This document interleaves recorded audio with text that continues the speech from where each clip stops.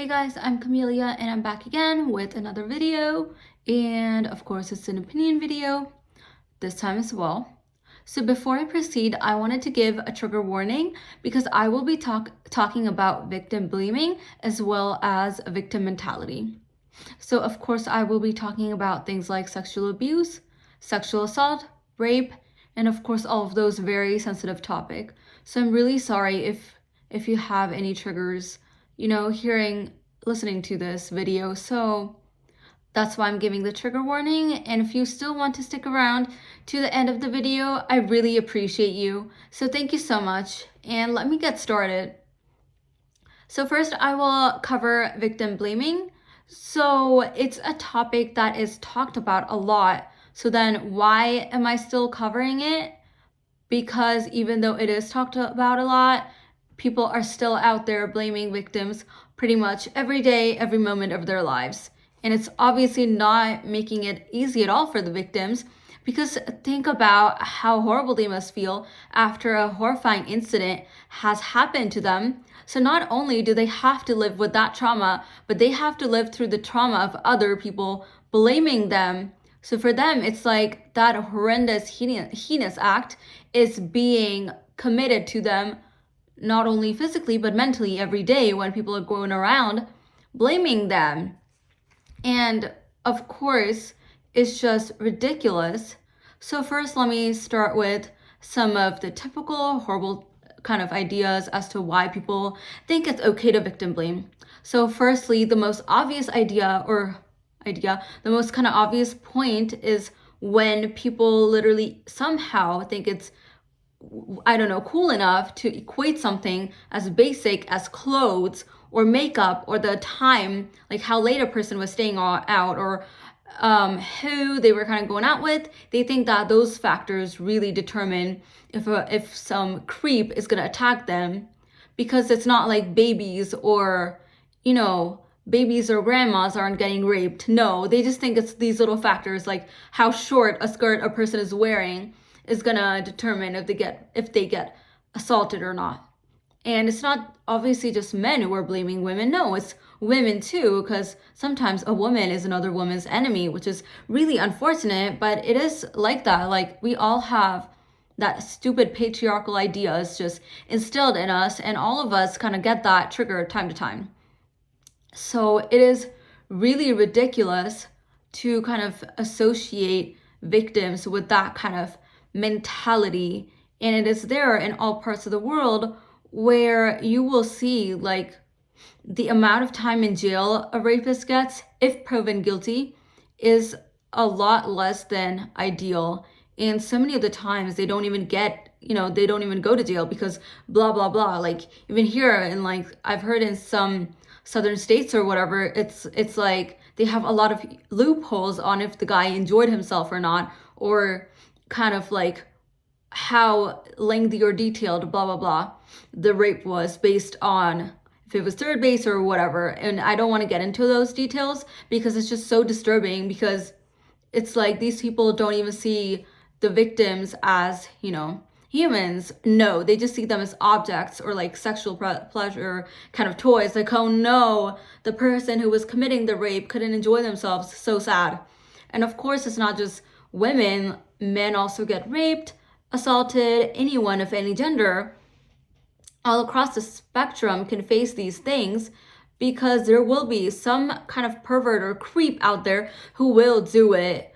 And it's actually even harder, I think, for men to come out, because of the shame and humiliation that a victim is already forced to live with. And it's even worse for men, I believe, to come out with, of course, because then they have to face the fact that they were not strong enough to defend themselves, because men are conditioned to be strong. And obviously, because it just happens everywhere, that you can't blame some stupid basic things like clothing or whatever. And that's just like the basic kind of things of victim blaming. And next, it's just even things like kind of makeup or something. Like, someone's like, you wore a loud lipstick, like red or whatever. That's like the color that someone who works, that kind of profession, I'm not gonna name anything like that, they wear that kind of lipstick, or they kind of wear that kind of makeup, or have that kind of attitude. So obviously it's like essentially you had it coming, which is so unhealthy and toxic, because you're not respecting the people who go into that kind of profession of being an escort or a prostitute or whatever. And B, it's like you're saying that if someone is of that profession, or looks like they, like kind of wear the same makeup, or emulate the same kind of styles, you're saying that they're asking for it, because it's as if that they really want to be raped. It's like, if someone is selling their body, they are selling their body. They're not asking you to rape them. No one wants to be raped, obviously. So there's that. And even with that, it's like kind of like attitudes. Like you'll always hear like, oh my gosh, this so and so, blah, blah, blah, obviously had it coming because he or she was just so easy, was so fast. So basically, it's like every kind of essence of slut shaming will be instilled in there, which is ridiculous, obviously. And no one, and I repeat, no one deserves it, and neither does anyone ask for it, because some people tend to confuse sex with rape, which is not true. Now, there is rape. Obviously, I have talked about that. Now, there are kind of gray areas of that, where a person may they won't force you like you would think that they do, like a typical rapist would. No, they kind of just coerce you or sweet talk you into it, or they themselves kind of pressurize you, while you may have given them consent for a part of the sexual act, but not for the entire thing. And they don't understand the concept that a person can say no at any point in time, even if they have previously said yes. Like, it does not occur to them. So they think that they are the victims in this case. So it's like that victim mentality in this case. So it is ridiculous, because of these gray areas and so much complicatedness. People don't understand when they are making someone else comfortable. They don't understand when someone else is making them comfortable. I mean, they feel comfortable, but they just don't understand that, it's kind of like that gray area where they're not listening to your no's. So a person doesn't have to be like that typical vindictive and creepy rapist they show in their movies in order to rape a person. No, they can just sweet talk someone into it.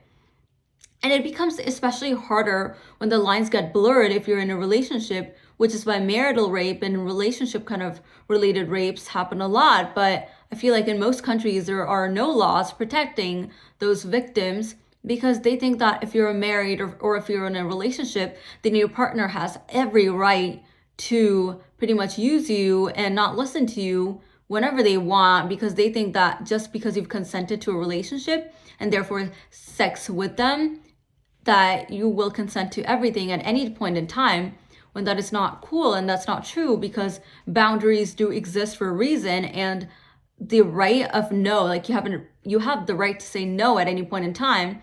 And it doesn't matter if the other person finds it unreasonable, or if you are being unreasonable by saying no at a time where it is perfectly okay to have sex, because at the end of the day, it is your choice. So no matter how ridiculous the request may seem like, a person has to respect your no matter what. But things like that are not, obviously not, they're not really conveyed very well. And things of kind of that sexual assault and about that kind of area is that victims never really know when they're facing that assault, because most of the time it's not very clear. Like for example, I think I may have given a lot of examples in my previous videos, but it's the thing that whenever someone says something offensive to you, and it is sexual in nature, that can also kind of count as a form of abuse. And it can happen at any place, in your workplace, in school, in college, online, and people will still blame you as if you went out looking for it. I'm sorry. Like, for example, I will say that when I first got my Instagram, when it was kind of new or whatever, I first got it, I would of course get a lot of creeps in my DMs. And some of them were even like really creepy people who offered to pay me. I'm not going to get into detail, but you know what I mean. And when I told people about these and kind of alerted them, people were just laughing like it's your problem, like it's your fault for not understanding what stranger danger is. And sure, I mean, I may be kind of dumb and naive and callous in that way, but that doesn't make it okay for a person to do that, because there are, in terms of logic, there are thousands of people who make their account go public. It is totally my right to decide whether I want to make my account public or not, whether I want to talk to someone or not, or whether I want to look at a DM or not. But that does not make it okay for someone to just say creepy things like that borderline on sexual kind of assault or like just sexual abuse or whatever. And obviously it's not my fault, because nothing, and I repeat, nothing I do makes it okay for a person to assume that I'm okay with their creepiness, because nothing a person can do warrants that kind of reaction. So it doesn't matter if I'm posting half naked or just making my account public or doing whatever, flirting with everyone. It still doesn't make it okay for a person to just come in my DMs and be creepy. Like, no, it is not okay. And I have seen so many women all across on social media who post poetries, forms of erotica, or are bikini models, and they get creepy DMs all the time, who assume that just because a person is posting something that represents their likes or dislikes, that other people have, their right to them, as if they are a freaking toy or whatever. And nothing makes that kind of assumption or reaction okay, because the first thing is that you have to view bodies as bodies. And secondly, out of logic, if that was the case, if like people like me were a little bit bold in terms of fashion, dressing style, or whatever, like if we did warrant that, then obviously people of this type would be the only ones getting exploited. So in that case, people wouldn't be out there being creeps to older people, to old ladies, to babies. So that logic makes no sense.